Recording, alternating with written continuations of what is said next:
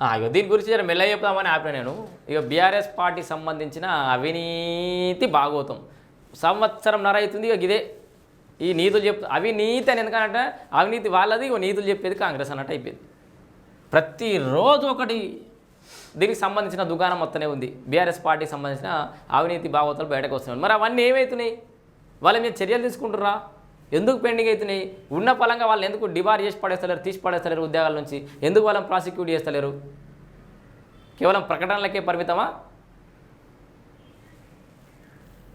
Political ఫండింగ్కు ESI PF సొమ్ము పోయిందట. Political ఫండింగ్కు చూడురి.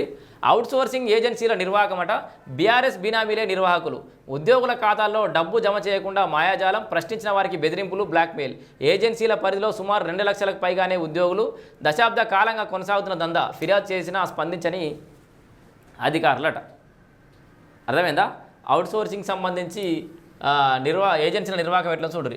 రాష్ట్ర ప్రభుత్వ శాఖల్లోని కాంట్రాక్టుల విధానంలో భారీ లోపాలు వెలికిచూస్తున్నాయి. ముఖ్యంగా అవుట్సోర్సింగ్ విభాగాల్లో పనిచేస్తున్న ఉద్యోగుల ఈఎస్ఐ, ఈపీఎఫ్ సొమ్మును ఏజెన్సీ నిర్వాహకులు మాయం చేస్తున్నట్టు తెలిసింది.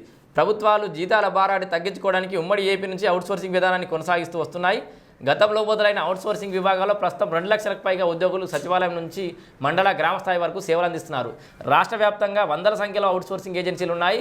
ఓవైపు సమాన పనికి సమాన వేతనం అనే డిమాండ్ వేతన జీవుల నుంచి వస్తుండగా ప్రభుత్వం అందించే జీతం సైతం వారికి సరిగ్గా చేరడం లేదు.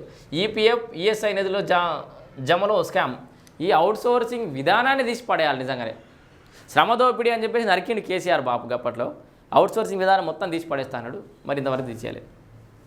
రెగ్యులర్ ఉద్యోగాలు ఇచ్చుకుంటా అవుట్సోర్సింగ్ నిజంగా శ్రమ దోపిడీ జరుగుతుంది. వాళ్ళకు ఈ రెగ్యులర్ ఎంప్లాయీ 4-5 చేసే వాడు ₹1,00,000 జీతం తీసుకుంటాడు. అసొంటోడు 4-5 చేసే పని ఒక్కడే చేస్తాడు 15,000-20,000 జీతం తీసుకొని. అవుట్సోర్సింగ్ ఉద్యోగి ఇంత ఘోరమైన శ్రమ దోపిడా, ఇంత అధ్వానమా?